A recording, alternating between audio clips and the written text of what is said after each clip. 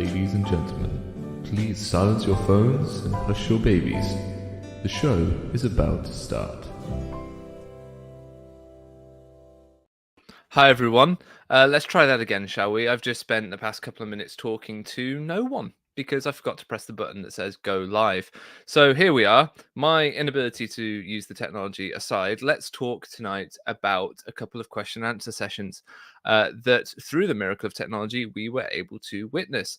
The church had Apostle Dale G. Renlund with us at Hyde Park Chapel in front of most of the reorganized stakes around the London area, speaking publicly via YouTube and a Zoom link that was open to anyone. This was a very publicly open meeting, so we are going to provide our commentary and critique of what was said, as it is in the public interest.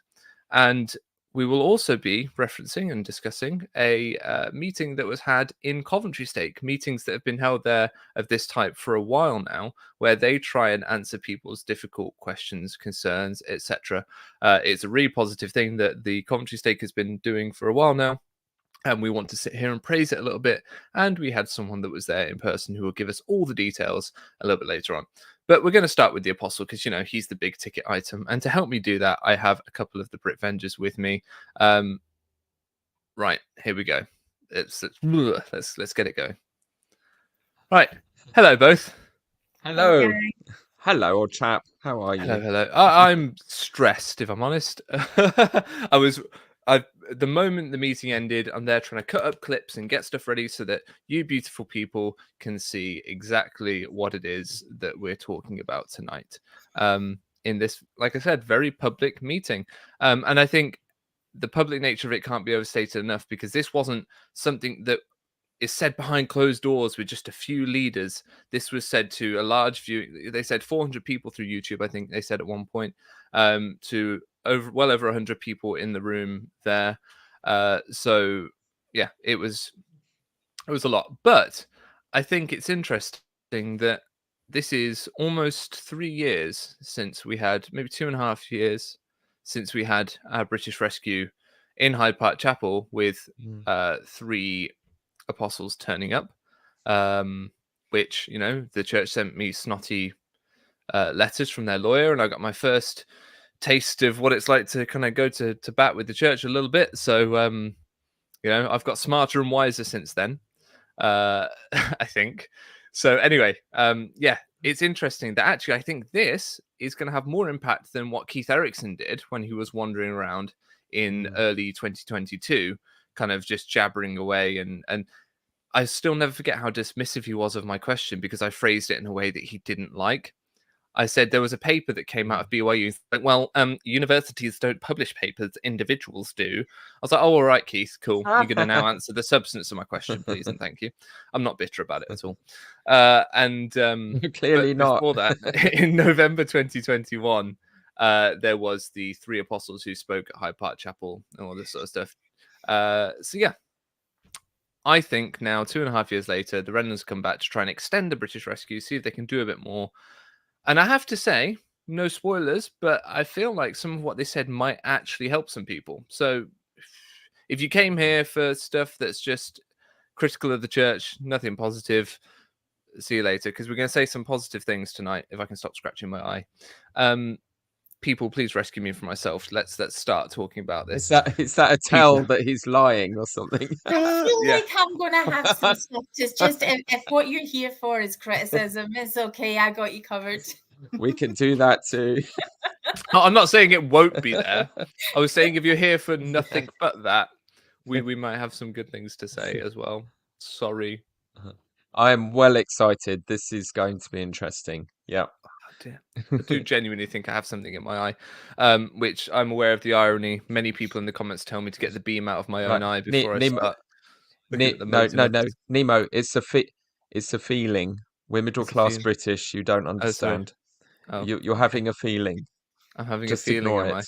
Yeah, it's an emotion. Yes, Squish it down now.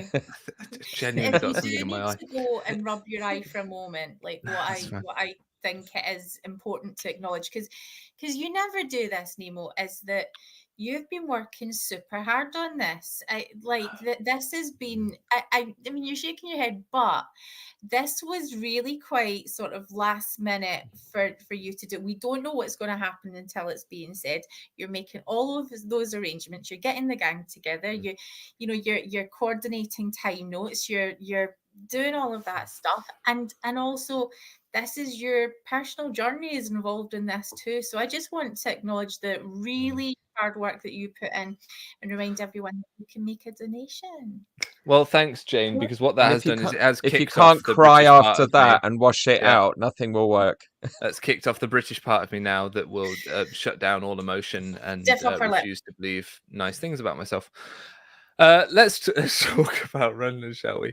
Pull yourself together, man. Yes. So Renlund started with a story of when he and his wife went to the British Museum to look for the Magna Carta. Now, for the Americans in the audience who don't know, the Magna Carta is kind of like your Constitution, but so old that we've done a lot since then. It was a legal document from, what is it, the 1200s, Peter? 1215 Magna Carta? Something like that. I want to say. I've been to Runnymede, but I can't remember the dates. Yes. Sorry. But it was essentially the king trying to make all these feudal landowners happy by essentially giving them rights. And then we end up with the Magna Carta. Terrible mistake. Indeed. But anyway, so Renlund wanted to go have a look at it. And him and his wife were in the British Museum, and they saw a load of people around a table, and they thought that must be where it is. And they were wandering around, and they saw that the Magna Carta was actually, on a wall somewhere. So they thought, what are all these people looking at? And they went over, and they saw that they were looking at, on the back of a napkin, the words to a Beatles song. Which one was it? Must Be Love, Let It Be, something like that. One of those, right? I don't know if did he specify? I think it was just. I think he might have done. He did.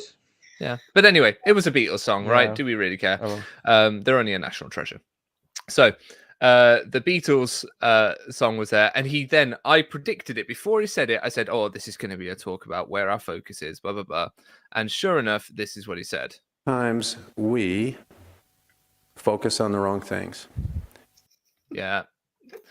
Called it straight away. Is that he was like, yeah, no, that's it. Sometimes we focus on the wrong things. And you know what that made me think of, guys? It made me think of the temple. And it made me think of the church's stupid obsession with the height of a steeple. I believe that is the very definition of what the Book of Mormon would call looking beyond the mark.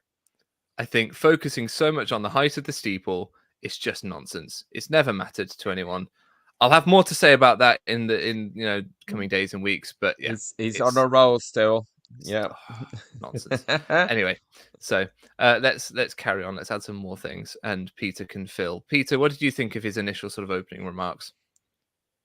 I thought he was good. So we have here Del Renlund and his wife spoke. We also had Sister Linda Shepherd, who will come to, who is one of these new area advisors. So they're experimenting in Europe by having women at the level of area authority, effectively Area 70, who kind of supervise and do training for the Relief Society, and occasionally, we've worked out not very often, meets with the area presidency. So she's quite significant. She's like a prototype female middle level general authority. So that was fantastic. And we also had brother and sister Boom, who he is the president of our area. Who did the first wave of actually turning up to shut down or merge these stakes in the London area and the Maidstone stake that I grew up in. So this is his first sort of big return, after devastating our stakes. So they were the key speakers. And it began with them each doing a general sort of fluffy address where they talked about what sounded, was mostly fairly generic stuff. And then in the last 45 minutes, they dealt with questions that had been submitted earlier. So there were a few moments of interest sort of from those earlier addresses, but a lot of the real meat came a bit later with the Q&A. Can we talk about his kind of recollection of the events around Nelson becoming president of the church? Because I think this was interesting, and it would be good to have out there. At this moment in time, the church's live stream is still available on YouTube. The link is in the description. So if you want to go watch that video for yourself and want to watch this whole thing, it's in the description. But these things, the church, after 24 hours, they can sometimes be known to get rid of them. Usually So disappear. we Yeah. want to keep this So out there, Jane. yeah. So this. Sorry, go on, Jane. Oh, yeah. So yeah, I was I'm, just gonna my sort wife of- kills me if I interrupt you, Jane. I mean, my life is in danger here, so I'm very jumpy. If he says Jane, I have to like. we have a little delay going on usually, and then the audience yell at Nemo for talking over Peter, and then Lynn yells at Peter for talk. Yeah, it's all good. We're all good people. I guess I wanted to just re-emphasize that this was specifically it was a Relief Society special meeting.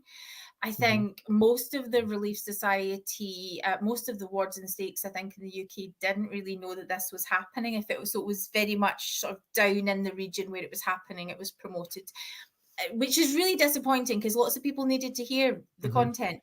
And then for those of you who don't tend to attend Relief Society meetings, all the boys in the room, what they do every time is they will point out there is what they're going to talk about is almost gender neutral. There's no sort of gender specific things they're going to be talking about, and then they'll go on to talk about priesthood issues and motherhood issues. So it is actually very gender specific, but they try really hard to make it not. And I think it's addressing the fact that this is being presided over by men, and that the first speakers we're hearing from, are the first people hearing speaking are men. But it was advertised on the church website. And It was indeed, yeah. And I would like to give shouts, laudings, and praisings to Howie Rourke, who said, "Isn't it he and his wife?" I think I said him and his wife, maybe. I thought they all spoke English. Yeah. I appreciate a snarky and pernickety correction of someone's grammar as much as the next person. Thank you very much indeed, Howie Rourke. Keep me on the straight and narrow. Grammar Nazis everyone are the in best comments. Nazis. And we're cancelled. Right. So here is Renlund talking about On Nelson. January 14th of 2018, the remaining ordained 13 living apostles assembled on the 4th floor of the Salt Lake Temple. And we came fasting and praying. And I confess I would have trusted the process to be right, but something different happened than I expected. Each apostle was asked in turn, should the First Presidency be reorganized? And if so, who should be the president of the church? After everyone had spoken, it was unanimous that the First Presidency should be reorganized and that Russell Nelson should be the president of the church. A chair was placed in the middle of the room, and the remaining 12 apostles stood in a circle around him, each of us with a hand on his head and an arm on the shoulder of the apostle next to us. And Dallin Oaks, acting as voice, began to set apart and ordain President Nelson. And as he said the words, Russell Marion Nelson, there was an overwhelmingly powerful spirit that came into that room that I can only describe as Pentecostal. It filled me with joy from head to toe. It was this powerful witness that I had my hand on the prophet of God. I wish you all could have been there. You couldn't. So the best I can do is share with you that Russell Nelson is God's prophet on the earth today. And the Lord doesn't want to keep it a secret. You can know the same thing. Yeah, so I mean, we could have been there. We could have. Yeah. And we could have all been witness to it. Yeah, he said God's not hiding it from us. It could have been done in the conference center, right? Because Community of Christ do all their ordinations publicly via live stream in the conference center that they have, right, Jane? Yeah.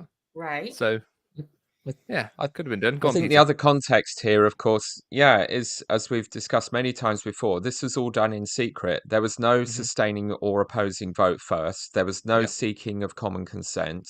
It was in violation of Doctrine and Covenants 2052 or whatever the verse is, which says that no one should be ordained to any office in the church without a vote of the people first.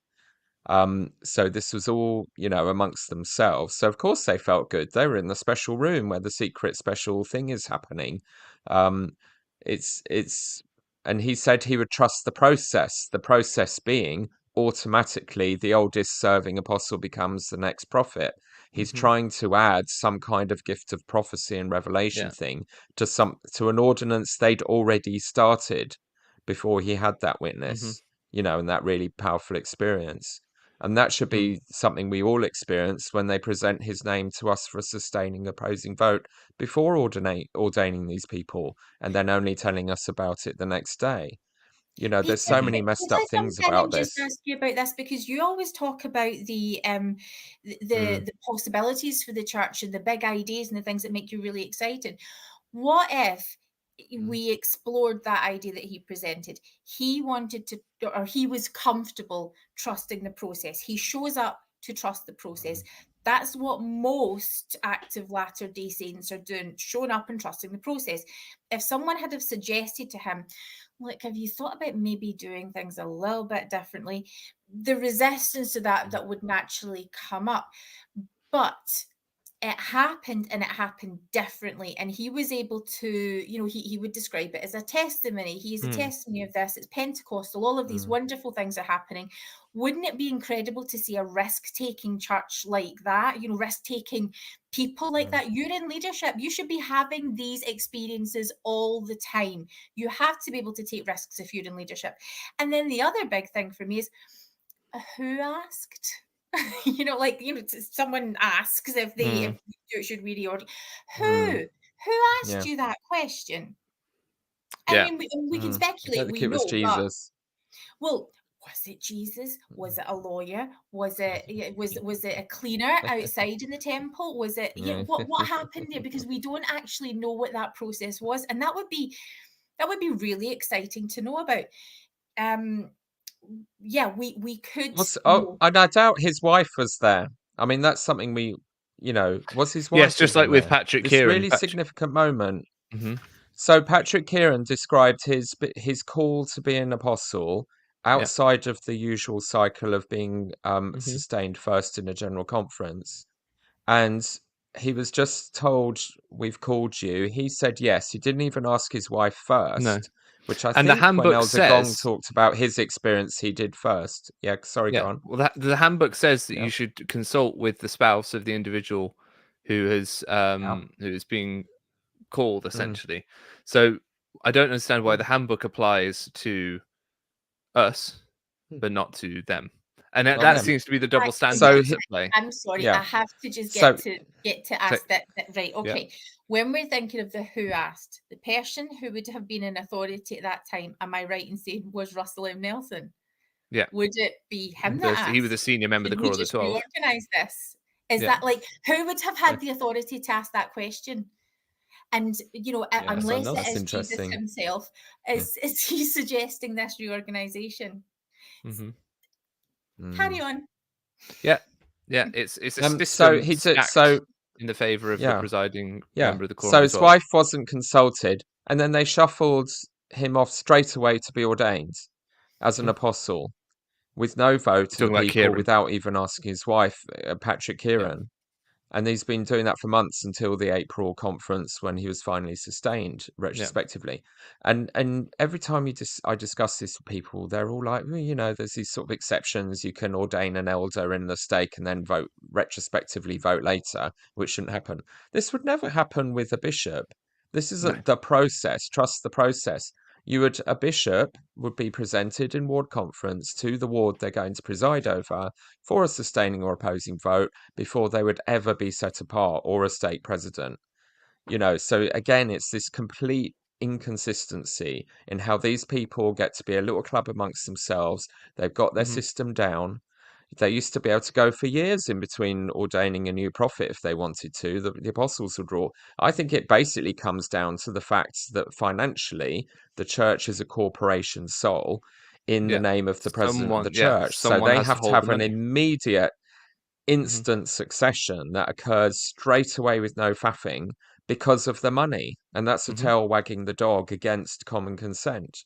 because they've put the president of the church as the sole owner of all the assets of the church. Right. I'm going and to the cut you off legal there, entity Peter. to do financial. Yeah, let's move Because on. if people want to hear But more that of was what Peter and I have to say about common Yeah. consent, we have done other videos on it. So make sure you go and watch Absolutely. those. Yeah. The next video Yeah. is Sister Renlund talking about how capes are important to superheroes.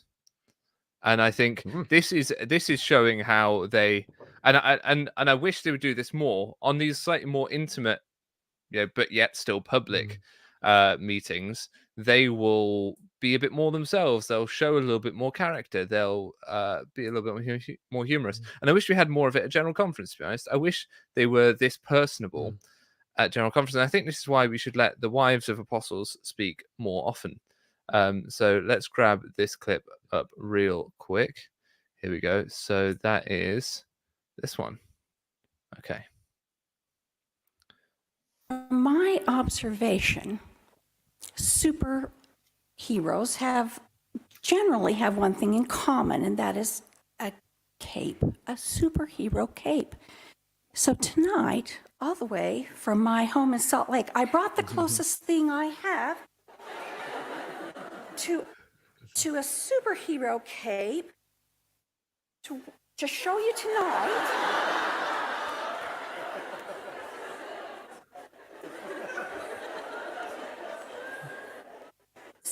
So you can see that really, as I've come to understand it, an apron is a superhero cape on backwards, because we all know that it takes real superpowers to conjure up dinner every night. Right, Peter, you are not allowed to speak until Jane has spoken on that one. Right. Okay. So she is a complete delight, and in many ways, what she was talking about was perfect. Funnily enough, Wonder Woman. So many, particularly Mormon women, have had sacred experiences with that first movie. Genuinely sacred. It was an apron. It was an apron. I mean, I get where you're going with it, but oh my heart. So we fall back on women, mothers are superheroes. You're so wonderful rhetoric. No, we're bloody not. We're women who need help and we struggle, and it would be really nice to see us coming down off that pedestal. That said, I love what she was doing. I loved the humor, the realness. But you're a woman standing in front of other women wearing an apron, and I don't like what that did. She was a delight, but I feel like everything that she was saying, I wanted to push back. I wanted to ask her for more. And I feel like if it was a face-to-face, I feel like if like the other conference, like the other question and answer session that happened in the state we're going to talk about later, if there were opportunities to do that, I think she would have more fully and satisfactorily answered some of those questions. We got a few great comments, and I want to encourage people to keep sending in great comments. We've got some sass from Face Monkey TV. What is that apron you're wearing? Very good temple reference there. Then Jacob Schramm was saying, not all heroes wear capes, some live in the kitchen. That seems to be kind of the vibe of what she was saying. And then we had Coco B saying that they watched the king, going back to the Nelson thing, they watched the King of England be coronated. Why can't they watch the King of my church coronated? Very good point. And if you sell it to Russell Nelson that way, he is a man who likes being the center of attention. Just think of the birthday party he will throw himself when he turns 100, right? So if there was a precedent for it, actually, maybe we should try and convince him that it should be a coronation from now on. And then the final one that I really want to point out, because I love pettiness, as we've learned already. Bergman says, this is really petty, but they did a while back ask us to not use object lessons across the pulpit. If you've got a citation for that, Bergman, please throw it in the comments and I'll try and make sure I catch it. So yes, can I also just point out something Yes, that I please, think Jane. is really cool, especially as we did talk about this earlier on, and this didn't come up, but I think it's really awesome that neither in the chat nor in the conversation tonight is anyone talking about Wonder Woman and modesty, because I think some people would have went kick-ass about it. It's the fact that isn't being mentioned right now, I really appreciate and I love it. So good job, people. I'll avoid it. Peter, I'm going to bring you in to talk about this next one, which is on the apron theme still. But you One wanted me thing to put this she's one in. yeah, go on. No, wait. Yeah, You give please. all your comments Yep, once go we've on, had this. go on. The second Go on. superpower Yep. I'd like to talk about is the power to connect to heaven. That's the source of our power. When we disconnect from that, we're really just apron wearing women. All right, discuss, Peter. It's the Renlunds love a visual aid. You know, they did that disastrous face-to-face thing where they had animations made just The insulting whack-a-mole. people who have faith crisis Yeah. with the whack-a-mole, with their questions, and the little boy in the boat who was told stay in the leaky, terrible boat of our church rather than get out and walk to shore himself or whatever. And so I love that they keep trying with this, and they're kind of charming. There is primary voice going on, but hey, but also it's just like, again, this is the place of women in the church. You are at home making all the dinners, which I'm delighted for my wife to do as much as possible, just for both of our own safety and health. And she's amazing at it. So in a way, I love it because it is acknowledging the reality of women's lives generally in or out of the church. They usually end up taking responsibility for meals and homemaking and all the rest of it by default, for terrible patriarchal reasons. And it's acknowledging that. But also, it's Jay looks like to end you, Peter. it's Carry on. just twee. It's Jane makes great soup. But I also respect her as a person. You've got but it's just so tone deaf for like the modern age. It's not feminist at all, even slightly. Yeah. And again, it's if we're disconnected from heavenly power, we're just apron wearing women, which kind of is a bit demeaning about women in a sense. If you're not a Mormon woman, you're just an apron wearing woman. I don't know. There's lots of issues around all of that.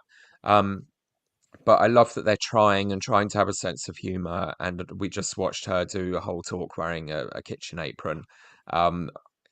Great experiment, more of that, perform, please. Yeah. do things to make. But yes, just make this interesting. It gives us things to think about. Molly June has made no a really good takes. Edna Mode of Incredibles fame would have a thing or two to say. Molly Jane, that's exactly what I was going to say, Yeah. because it Knips. will fall on its ass. It doesn't actually work. I appreciate the sentiment. What would have been wonderful, you're speaking to a group of women specifically, if you had to have spoken about what those gender roles mean, about the fact that that apron represents a lot of things. It represents the emotional labor, the caregiving responsibilities, the choices we have to make, those mixed messages we keep getting. I mean, we could go into so much about how labor became divided by gender, and that isn't universally true, that sometimes everyone is pitching in, and many societies historically. None of that, it got boiled down to just a really unfortunate, it just didn't land. But round of applause to her for doing it. Where I got really disappointed and so are you going to cover her challenges moment where she talks about challenges, and she has the audience. I wasn't going to talk about the whole myopic thing with the fist, no. But please describe it. Allude to it just really quickly. So it's she gets the audience moving. She has everyone stand up and have a little stretch, which is nice. She knows there's reasons why that is actually a really helpful thing to do.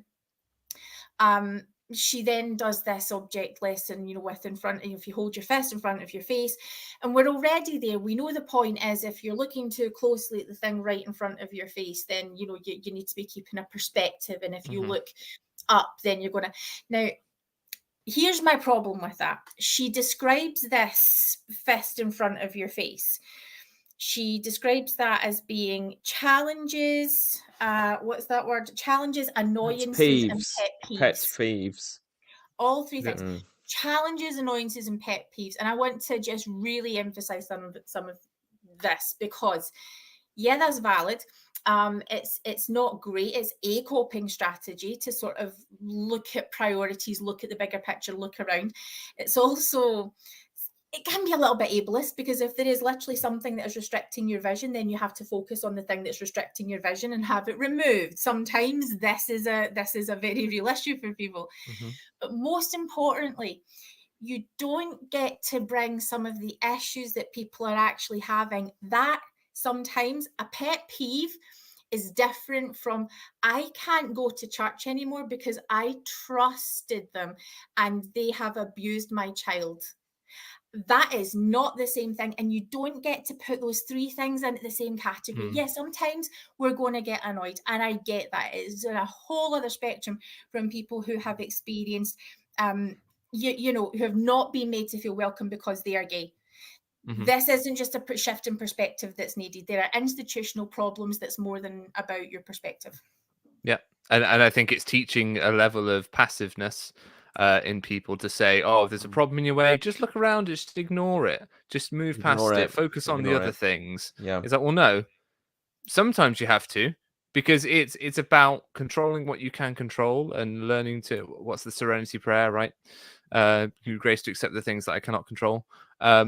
But you can be a part of changing things. And so, you know, if you so feel inclined, you should do that sort of thing. Can we move to the question and answer section? Because I think that's what we're all here for. And before we do that, that's when I ask you all to make lovely, kind donations, which there should be a donor box link in the description. If there's not, I'll put that in there in a moment. And some very exciting things are coming in the next few weeks. That's all I'm going to say. So you're going to want to be around. And if you want to help those things happen and support me in those things, send me money or subscribe, or you're definitely going to want to subscribe. The thing you're going to want to do the most is subscribe and press the little bell icon so that you're notified when new videos come out, because you're going to want to see what's coming up in the next few weeks. Honestly, it's going to be wonderful. Right, let's have a look at, I'm terrible at those things. One day, people, I will get better. I asked a question. They gave us the chance to ask questions. Yes, so there was a link for anyone to submit questions. Here's Renlund talking about how they were going to approach the questions. Never lets me wear the apron. I've tried to sneak and do it, but she won't let me. What we'd like to do now, if you can hang in here for another 45 minutes, we're going to address some of the questions that many of you sent in. And thank you for sending those in. We can't address all of them that came in. In fact, we can't address any of them completely because they're complicated, wonderful questions. What we'll do is I'll try to address one, and then we'll have Sister Renlund, Sister Shepherd, Sister Baum, and then Elder Baum, and then back to me, and we'll see how many we get to. Okay. So they were working on that. They were saying, you know, we're going to look at all the questions. We're going to see what we can do. I find it interesting that he says we won't be able to answer them completely. And I kind of find myself asking, well, then why are you here? We can't address any of What's them. an apostle any for? of them completely. I'm like, why? Yeah, exactly. Nick Johnson put it best, you know, nice caveat to cover yourself, you know. Why say, oh, we won't be able to answer them completely? Well, then why bother? Because you're a person that claims a special conduit to Jesus Christ. You're a person that claims to speak for deity as an apostle, as a prophet, seer, and revelator. If you can't answer the questions fully and completely, who can? And why would we bother? Particularly when they're not questions, you know, questions of those typical theological ilk where no one really has answers and it's about faith and belief. These are practical questions being submitted to them about church policies, practices, procedures, doctrines, things that they are experts on and the most qualified and authorized people to speak on. I don't think I'm overstating that case there. More than that, no, I think you're understating it. And I say this, I appreciate fully. I've left the church, and that may leave leaders or other people with an impression that that's made me less Mormon than I was. But I've had cause to say this to several church leadership and people over the past couple of weeks. You, sir, Elder Renlund, you have been called into this position People have faith in you. You can absolutely, and even if it was just one question, you could answer that fully. Obviously, from there would be an ongoing dialogue, and there may be things that might come out of that, but you could absolutely fully answer that question because you have been called, you have the authority. You talk about it all of the time. If you are telling me that you can, of all people on this earth, make an authoritative statement, then there is no point in us being able to answer, ask those questions. People put time, effort, and their hearts into it. And I think from the tone of the questions that are answered, the audience will be able to see that. Yeah. And I think I want to have a look at the question that Peter submitted. He submitted a question in advance for the Renlunds. Peter, could you read this out, please? Yeah. So my question was, on behalf of my household, because my wife committed in the temple to obey the law of her husband, so I got to decide what it was. With so many stakes, wards, and branches in our church, in our country, shrinking and merging, and so many of our children, as well as experienced members and leaders of all ages, leaving the church, what 5 things do you think it will take to turn this around, to retain our remaining members and numerically grow again? So this is the thing we just wished that they addressed in the British Rescue and never did. Because I was going to say something really witty at the beginning, and I forgot because I was stressed and busy and tired, and I'm just not very good at this tonight. So I was going to say, we had the original British Rescue, and then 2.5 years later, we've lost 4 stakes. Numerous wards and branches have closed, or wards have become branches. We've seen a big decline. We've just lost the only district that we had in the British Isles. Limerick district, that's become part of the Dublin state now. They lost a ward in the process, and I think they'll lose further branches. So Peter's question is very salient, and I think, like you said, the thing we wanted addressed last time they were here, and the thing that they kind of skirted discussing last time. So I want to take a quick straw poll in the chat. Do we think that they even touched this question with a barge poll that Peter submitted? What do we think? I'm just waiting for the comments to come in. Talk amongst yourselves. Elevator music. Well, okay, so with this, nope, we got no way. He addresses this question. So they kind of bundled questions almost. So they were sort of saying, we've had questions about this subject, and they would answer it quite generically. And he began to answer this, and we're sort of thinking, oh, this sounds like he's going to answer. I mean, so he didn't read it out. That was sent in that relates to a concern about some people that lose their faith and leave the church. And then what could be done? And I was asked to come up with 5 things that might be helpful. And so I'd like to just address this. He was asked to come up with 5 things that might be helpful. By Peter Bleakley of the Brit Vengers. Georgie Renlund. Reaction. Georgie Renlund has just gone up to Bless bat him. with Peter Bleakley. Bless his little Can you heart. believe it? He does not know what. And here's the secret, everyone. Yeah. Oh my giddy aunt. Here's the secret, everyone. Go on. To come up with a list. They cannot really resist a numerical list. It totally it clinched the deal. First question answered. I love these people. So were you naysayers in the chat? On the floor. We were like, oh my goodness. We were shooketh. Yeah.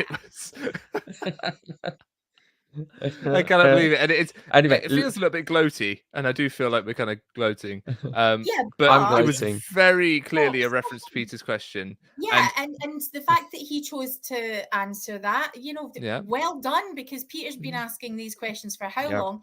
Well done, Elder Renlund. For years and years. Thank you, Dale. Because he didn't. Let's hear what he said. Hang on, he didn't come out and he didn't give credence to Peter's postulations that the church was shrinking and all this sort of stuff. He couldn't bring himself to say that out loud, but he talked about it more broadly as just people leaving, which is the essence of Peter's question. And he was asked to come up with 5 things that could be done to fix it. And here's his best attempt. Let's start with thing number 1. When all of the disciples deserted Jesus Christ after he had gone through Gethsemane, did that negate that part of his atoning sacrifice? Heavens no, it didn't. And so that when people leave, it doesn't change the truthfulness. And so number one is, you stay faithful yourself. You do as Sister Tamarunya said at General Conference 6 months ago, you stand at the tree and beckon. Which we didn't catch it at the time, but that is a general authority. That is an apostle of the LDS Church quoting a woman. We're seeing it in the wild, folks. It's there. It's happened. And then you continue eating the fruit and show that eating the fruit is a happy thing to do. I think that's what Elder Bohm talked about, meeting with, I guess, his cousins, it would be, in the aunt's apartment. Elder Bohm said something really quickly about how he has cousins that have left the church, and how we didn't talk about the church, but they had a really good time getting together and talking, and they have this year-on-year tradition now, this annual tradition of meeting up, and how it's good to spend time with your non-member family. So I think that was very positive. Is you can have really nice, positive. normal, natural things and Like that. love each other, but you stay faithful. You don't chase after them. You stay at the tree of life that represents Jesus Christ. You partake of the fruit of the tree, which represents the fruit of the atonement of Jesus Christ, and you beckon as much as they'll let you.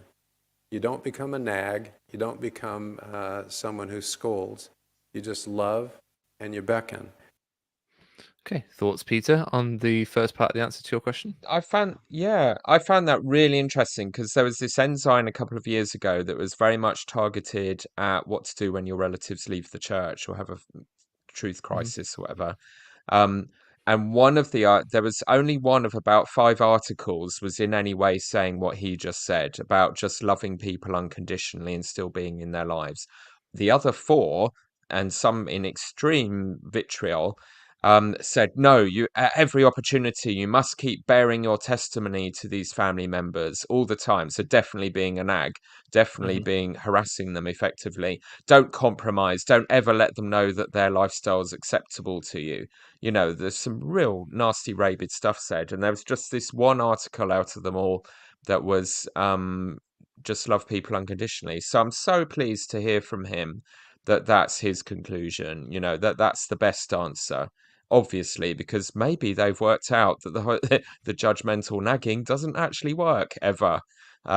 So, you know, a bit of common sense dawning. So I was really pleased with that answer to my question. Thank you, Jane, Dale. any Good thoughts? job. I didn't see. I wasn't getting that. I did get that later, and I'm not sure that it was from him, because it's obviously, it's been noticed in the chat too. The assumption is that this question is coming from someone who is still in the church and that does feel that the fruit tastes amazing.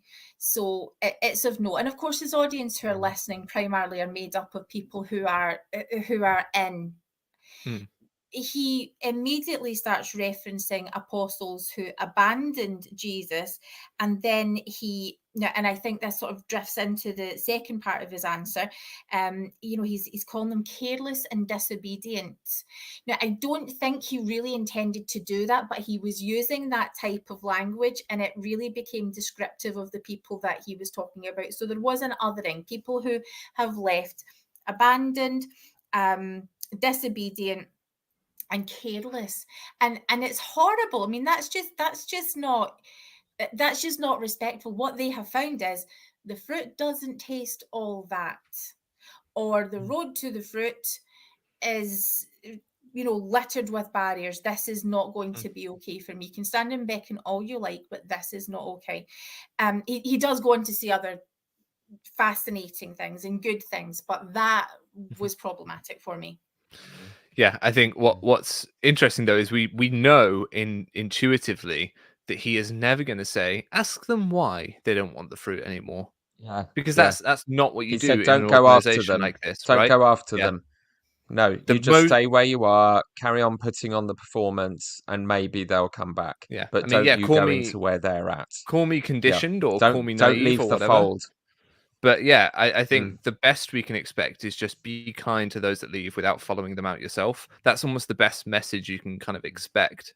I mean, maybe we should ask for more and we should expect more. And obviously, if it was a sort of intelligent, not intelligent, that's the wrong word, a intellectually healthy organization, that's the word I was after, then of course it would be ask them why they leave, get them to challenge your beliefs so that you know that your beliefs are right and strong. But I think we know enough about Mormonism to know that the belief system is on such shaky ground with, you know, theologically, that it doesn't stand up well to sort of logical investigations. So they can't really let people do that because it's not cohesive. We have the correlation department and they seem to do a terrible job of actually making anything consistent and workable over time because people are just cracking out their own narratives left, right, and center.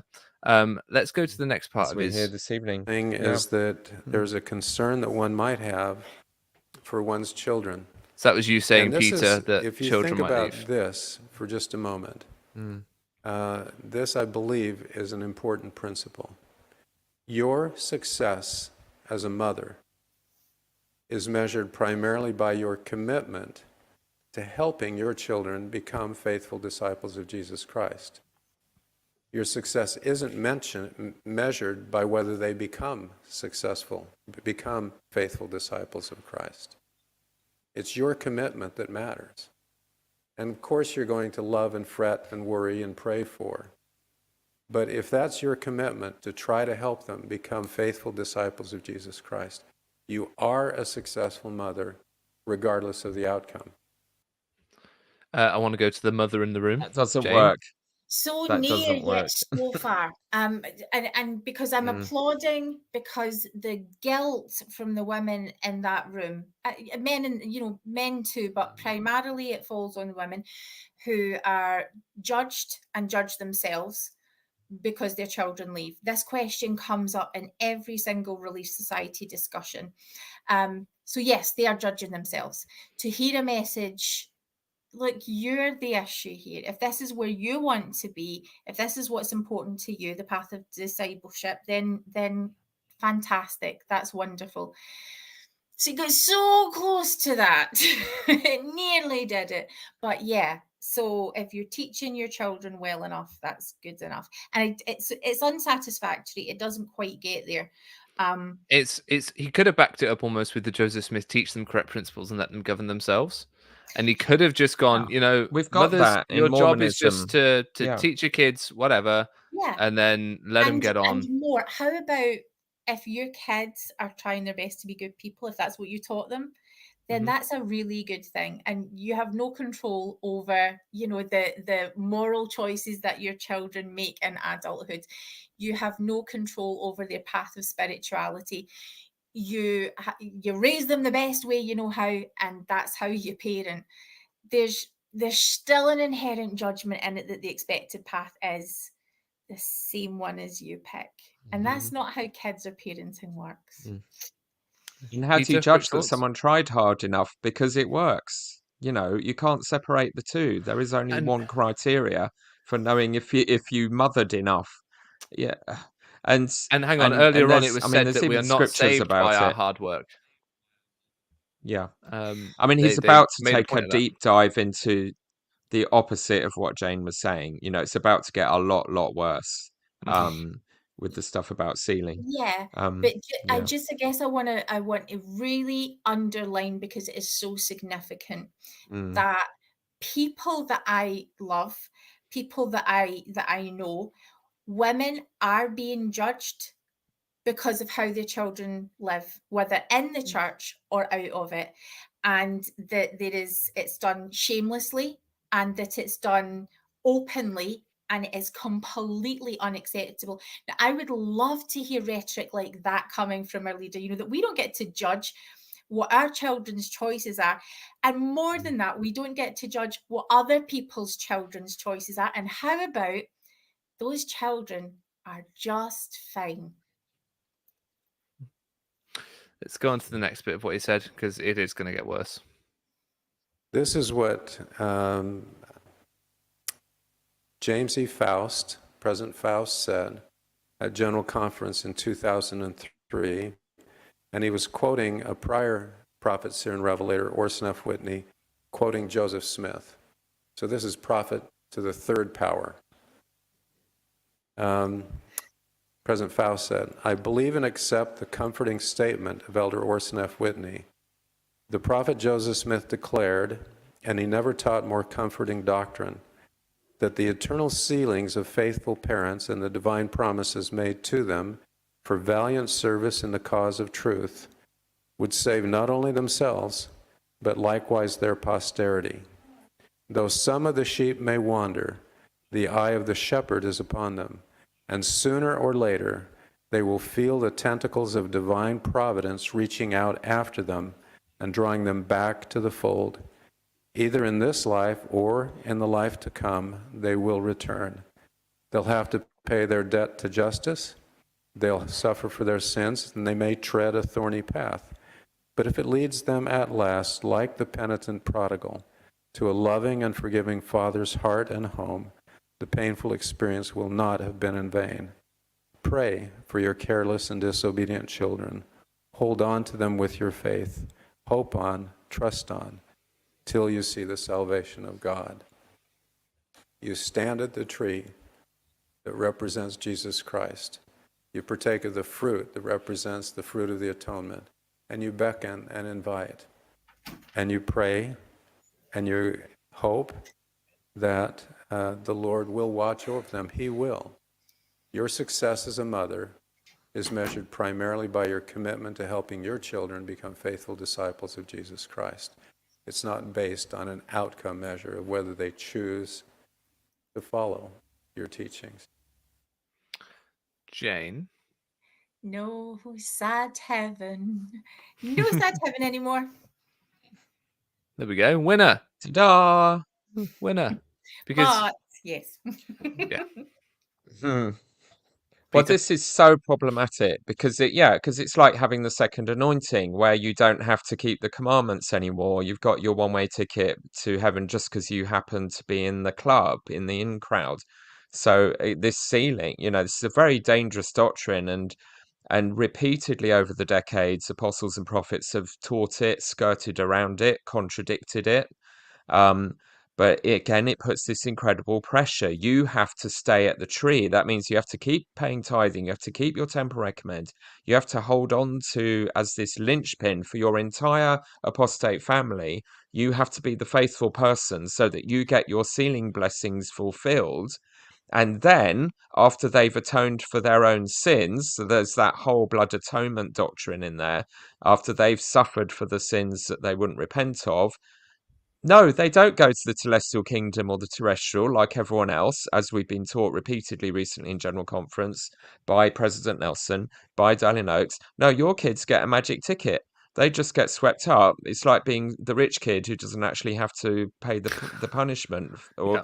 go to prison for your crimes. They still get to be with you in the celestial kingdom. And it's just ludicrous. It makes a mockery of so many gospel principles. The idea that you're punished for your own sins, nothing to do with what your ancestors are doing, good Your or bad. parents. This is in our articles of faith. They taught us this in primary. So this, and again, has that quote been debunked? Because But this then is Orson Whitney claiming that Joseph Smith said this thing in the first place. There's no first-hand sources that we're aware of Joseph saying it. but you've got I to don't know if think that's that been on the Mormon discussions debunk list, but yeah. this will Yeah. ring true to Renlund and anyone who's had the second anointing, because as we know, the second anointing not only guarantees salvation for those who receive it, but for a couple of generations after them. That's why our good friend Priesthood Ooh. Dispatches is fine.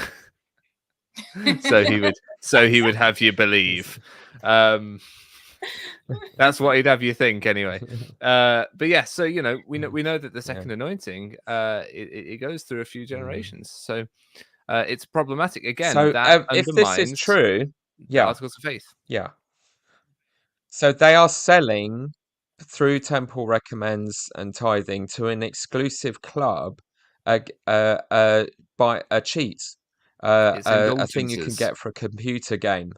And indulgence, he's preaching indulgences. If you give this church enough money and devotion, you get time off purgatory, or your children do. Or rather, it's the worst of both worlds, sort of. They still have to do the purgatory, but then they'll still make it to heaven. And we were meant to dismiss all these Catholic beliefs as part of the apostasy, and they're teaching it in Hyde Park Chapel. Absolutely fascinating. But then, on the other hand, because we welcomed it initially, yes, the end of sad heaven. If God is a loving God, and this is where sort of touchy-feely hippie Mormonism wants to go, progressive Mormonism, this is our God. And we heard it in General Conference, where several people were talking about how nothing will stop God reaching out and loving us if we've made covenants. Even though scriptures tell us you can lose it all and become a son of perdition. No, they were like, no, that's not real. In the last General Conference, God, nothing will separate you from the love of God if you've made a covenant. Whatever behavior, whatever anything. So they are playing two completely opposite doctrinal, fundamental theological Oh, but Peter, concepts that's at nothing once, new. and they just jump around between. Well, we know, but here it is again, and it's about something really big. This is so especially for women, especially for mothers, and the mixed messages they're getting. But again, the bottom line in all of these scenarios is it's your job, mum, to stay faithful and stay at the tree and hold it all together. You're the linchpin. If you lose it, all of your children and grandchildren's salvation is lost. Therefore, that's why the little old ladies stay in church while all their families leave, because they're holding on to that one last hope, and it's all they've got. And I think it's just abusive. It's outrageous. So you Yeah. asked Dale And G. Renlund to inconsistent answer theologically. Yes. you asked him to answer your So question a in very 5 interesting parts. answer, Dale. Thank you. Yes. And here's the 4th part, and he only did 4. Yeah. Yeah. Another one that is sometimes forgotten is in Isaiah. And Isaiah, for me, is sometimes hard because he frequently mixes several things together and talks about them at the same time. And he does so here in Isaiah chapter 58. And he's talking about the fast, he's talking about keeping the Sabbath day holy, and he's talking about the temple, almost all at the same time. But the blessings that come are these. He says, "Then shalt thou call,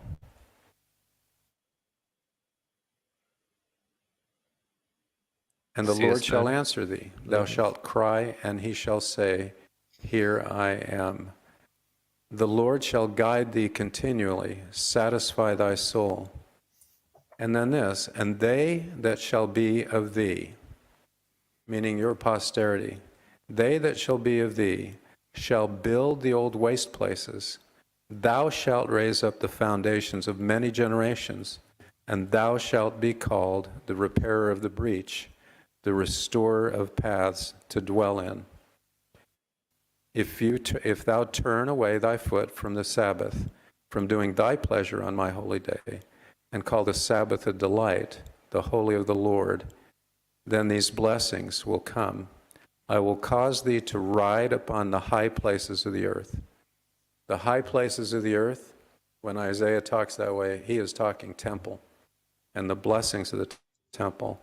"And feed thee with the heritage of Jacob thy father. He will pour out the blessings of Abraham on you in his temples, for the mouth of the Lord has spoken it." Sabbath day, fasting, temple. I don't know if that reaches 5, but that's my best shot. Sister Renlund. Okay, there you go.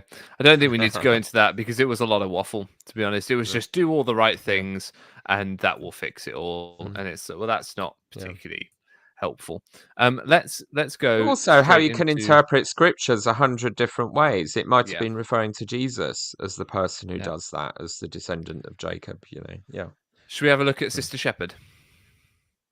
Who's very Yes, interesting. she's awesome.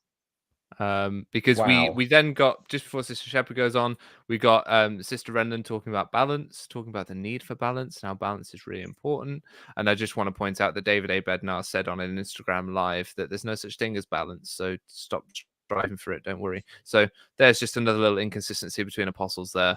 You got the Renlund saying that balance is really important and we need to find balance. And Bed now saying, don't bother trying to find balance. It just doesn't, it's not there. Right, Peter, you're going to take the lead on this one. But please keep it brief. Of course, Linda Shepherd, who's Chosen an to area address quite a organization advisor. Sorry, she's been State Relief Society president. She's been involved in LDS charitable things, so she's quite a high flyer among women leadership, and she's about to be even more amazing. Yeah, and just because Go, people seem to be Linda. confused in the comments, this was a Relief Society devotional Q&A, fireside, whatever you want to call it. So that's why we're talking about women, about mothers particularly here, because this is the audience, right? Because it's one close to my heart. Again, I thank you all for your very faith-filled questions. So my question is about LGBTQ family members that we probably know or have ourselves. Why is she addressing this when there's an apostle in the room? We'll get to that. So just so you Well, she's know a where I'm legend. coming from, I have 4 lovely grown-up children, and they've all served missions and served really faithfully in the church. And then 4 years ago, our second son came out as gay, and he has stepped away from the church. And he was 29 at the time and couldn't face the thought of a life on his own, really, I suppose. And as his parents, we love him, we do not judge him, we love his partner, and we love gathering together as family members. And anyway, as you can imagine, when this happened 4 years ago, I was, I'm sure you would be too, in a little bit of turmoil. And the temple was closed, and because of COVID. And when the temple opened, I was so desperate to go, because I wanted to be with the Lord in the temple. And while I was there, I received very, very strong feelings about my family. And 2 scriptures came to mind. And one of them is the one in Nephi, where Nephi says, I don't know the meaning of all things, but I know that God loves all his children. And that came to me very, very strongly, that Heavenly Father loves all of my children.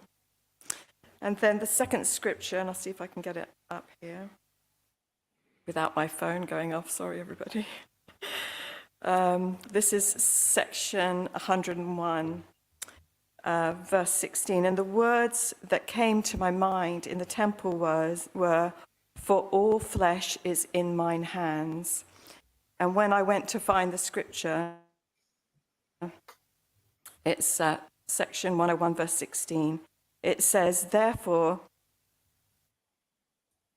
let your hearts be comforted concerning Zion, or I replaced Zion for your son, for all your family. For all flesh is in mine hands. And then the part of that verse that we all know, be still and know that I am God. Sisters, I don't have any answers to how our families will work out in the eternities, but I know these 2 things, that God loves all his children, and I know that I can be comforted regarding their future in the eternity. And I pray that whatever you're experiencing, that you can feel that comfort and you can know that God loves all his children as well. And I say that in the name of Jesus Christ. Amen. Jane? Amen. She is one of the women's leadership in the Europe area. It's wonderful to see these 3 women in action. I would have loved her to have been able to get to the point where, so what she modeled was exactly how church members need to be behaving, certainly towards LGBTQ members of their family. what would have been wonderful is if she was able to sort of find more substance. So we've got the milk. We all know it's a given thing in the world that gay people are children of God and they are just as loved if we're looking at it through a Christian framework. This is not news. To announce it as news it gets on my nerves.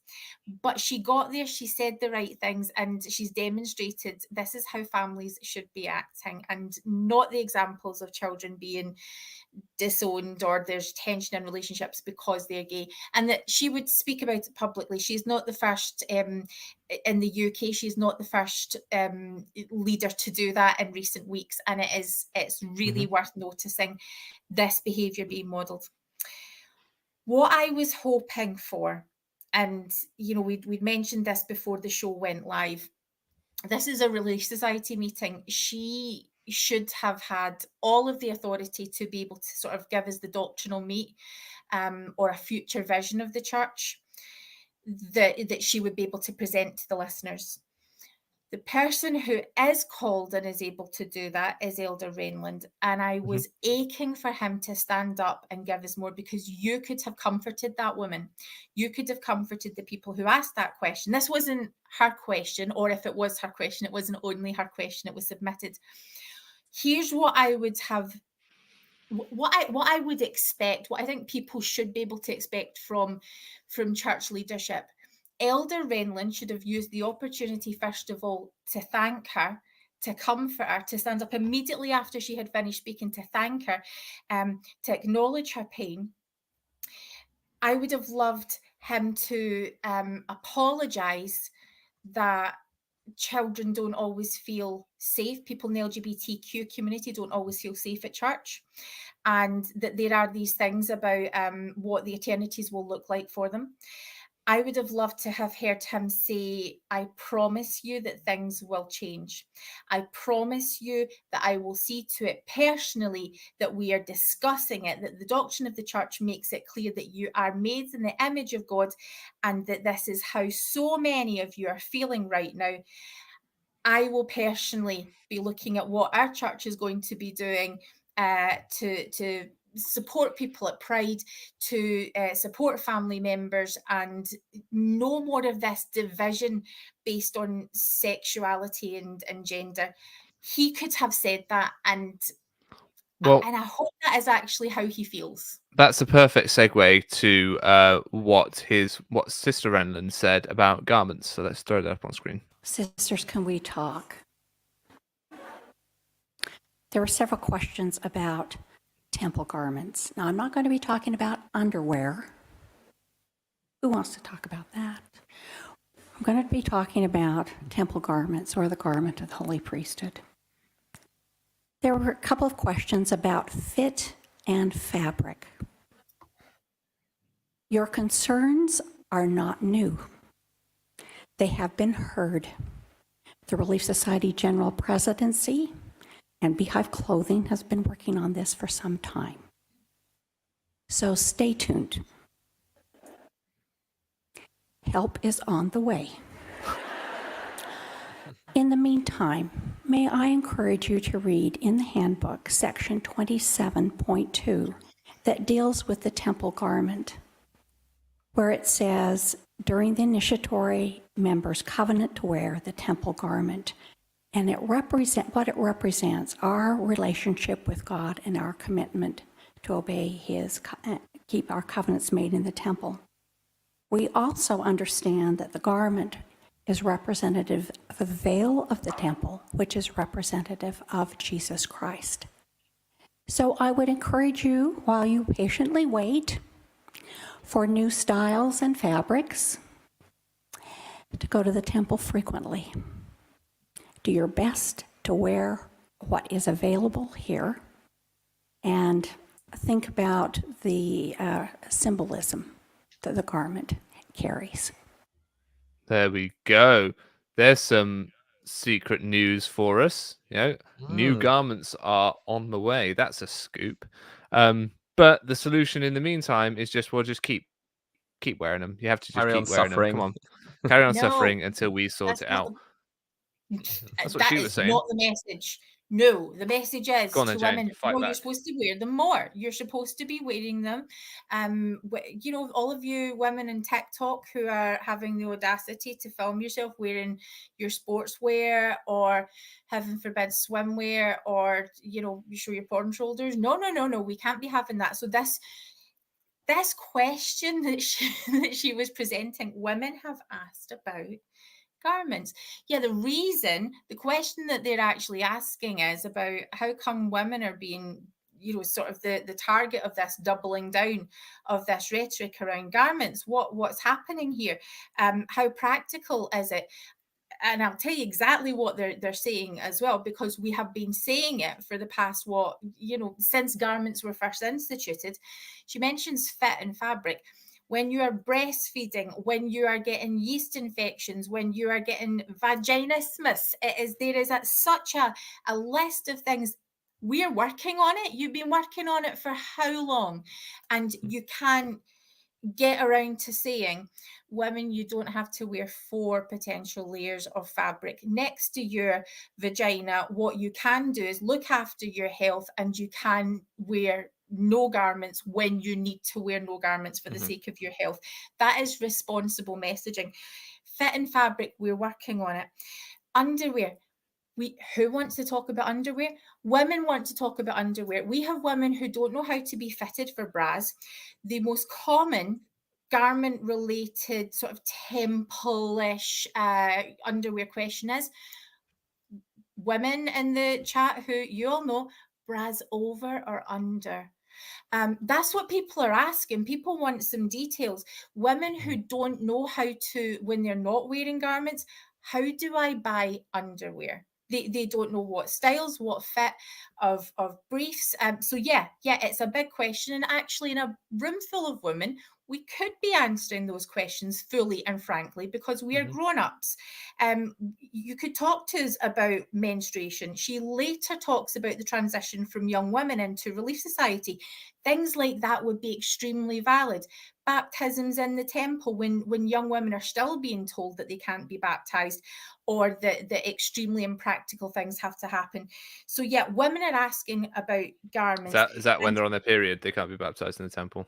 Well, that What was is it? that was sort of the state at one point, and now you really do not want me to get into the let's not. catastrophe that it is right now. But that phrase, help is on the way, couldn't you say that to our gay families? Couldn't you say that to the abused children? Garments, give us a time scale. Tell me exactly what you're talking about and break it down for us, because you just mentioned underwear, fit, fabric. There are specifics that you're able to give. Let's hear more about it. My rather glib response when we were watching that, when he said, "Who wants to talk about underwear?" I was like, "Bishops." Bishops will interrogate people about their garments and their garment wearing and get to in on it. Right, Peter, I will skip over you here for a second for the sake of time, but I want you to come in on this next one because we're talking about Hans Bohm he's answering again a tough question about why can't women have the priesthood? Why can't women lay on hands like they do in the temple? Wonderful question about why sisters are not able to bless their children with the laying on of hands, and why they can use why they can be involved in priesthood ordinances in the temple, but not in that ordinances. But we learned something over COVID that is really profound. My first COVID experience was after my visit to the MTC, where I did a devotional, and if there's one place you can get COVID, that's the place. When they fly in from all over the world, and so I got really, really sick, even though I was vaccinated. And when I was like in that modus, sweating and not noticing really what was going on around me, I noticed that my wife was holding my hand, and she was on her knees for a long time. And the next morning I felt a lot better, and I recovered quickly. And she says, I did what President Nelson told us to do during COVID, because nobody could come and bless you, but I could say a prayer. And not a prayer, there's levels of praying, and one of the levels is explained also by President Nelson some years ago. It's when we want something to happen so desperately, and think of one of your children that is struggling and you would love to lay your hands upon that person's head. When you pray with the intention, like a person that is about, to drown, gasping and grasping for air, when you pray with the same intensity, boy, that prayer is going to be heard. And I have a testimony of that. So there's really no need to bring oil and to lay hands upon the head. It's through the cry of the faithful. So what he's saying there is that, women don't need the priesthood. They don't need to be able to give blessings, because if they just pray hard enough, it's basically the same thing. Theologically, Peter, what does that do to priesthood blessings? Completely negates it, because he's just said it's your earnestness is what makes the difference, not your authority, for a start. So that's discounting priesthood authority. Mm-hmm. It's putting a lot of the pressure on the people. He's making a completely false promise, and he quotes President Nelson just making before a you false go promise. there, real quick, what Yeah. is said at the beginning of a priesthood blessing is you state their full name. You say, "By the authority of the Holy Melchizedek priesthood, which I hold, I lay my hands upon your head." Right? That is, so you declare the authority by which you're giving the blessing. So now to say Yes. that, a earnest and sincere cry for support and help and whatnot is just as good. Sorry, carry on, Peter, about the empty promise from Nelson. Well, no, that's fantastic. We're now doing female blessings without the priesthood. Awesome. Yeah. That's what he's just announced. But it's also a lie, where he's quoting President Nelson saying, where he did his talk where he contradicted himself. In 1 minute, he was saying all you need is the faith of a mustard seed to move any mountain in your life, any mountain. Yeah.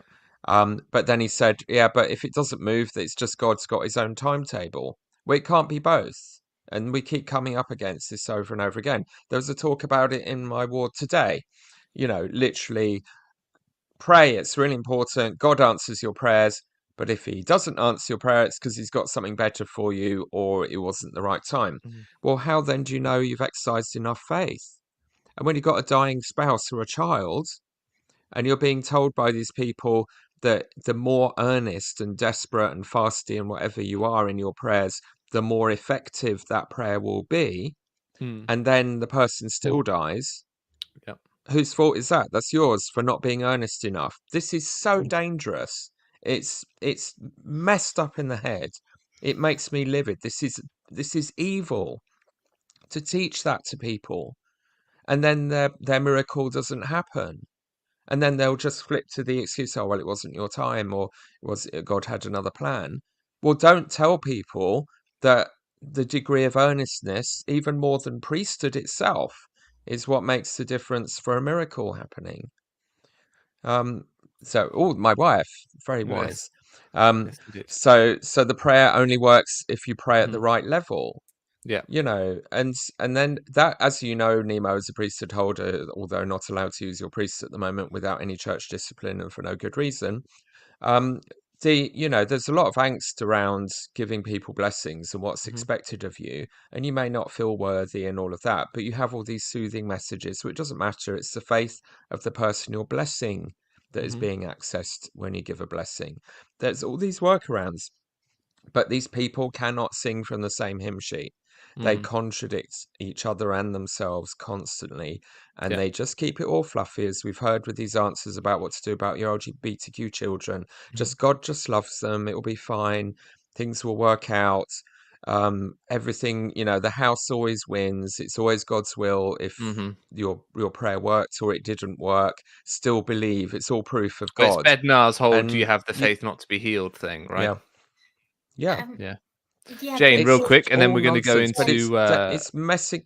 This is Renlund and the reaching into priesthood. people's most desperate times of need.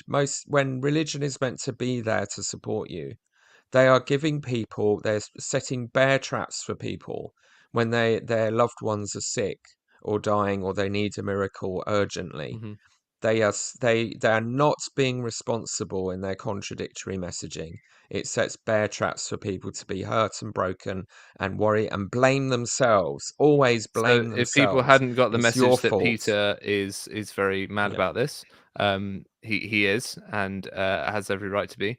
Jane, just real quick So before we get to wrong. Renlund's view on, So because this is- Renlund actually agrees with some of this here.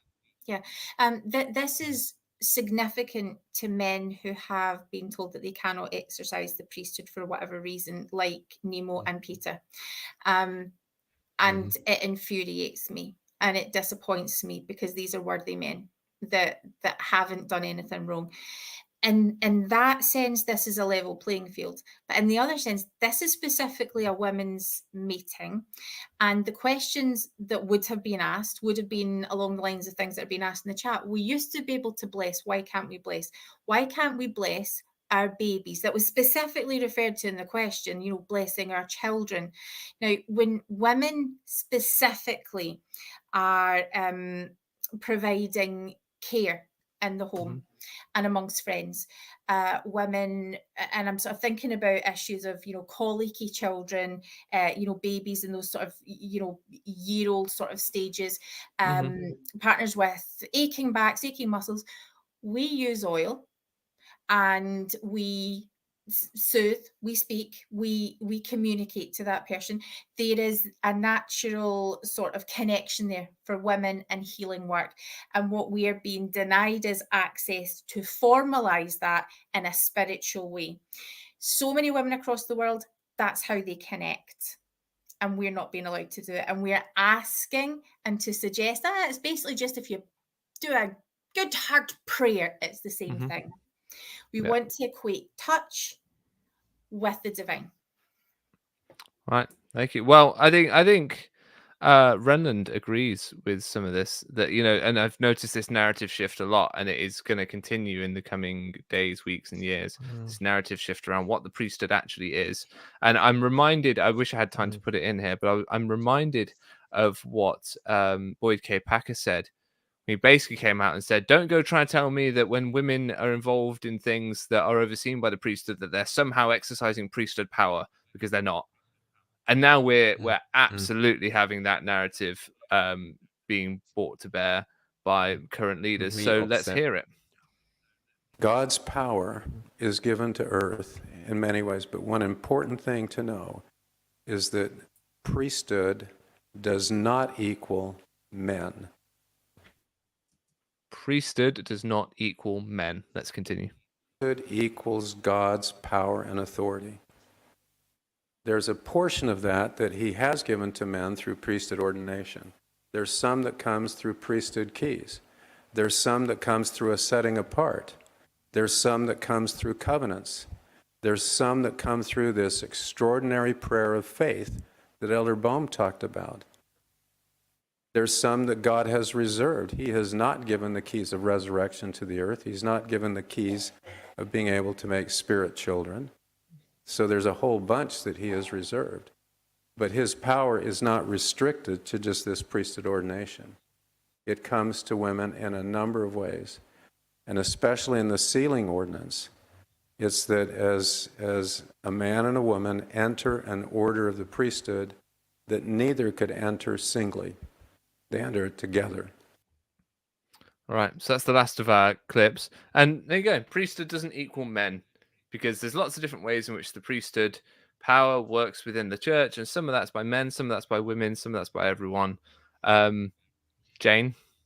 Stop repeating the same words. We know what it isn't. We know that it's not men. Women are very clear on this. And to show up at a women's meeting when we're asking about how can we use it and what are the limitations, that this does not make sense, then can we just address that specific point instead of dressing up with language and making us feel all warm and fuzzy about the priesthood? Yeah, we get it.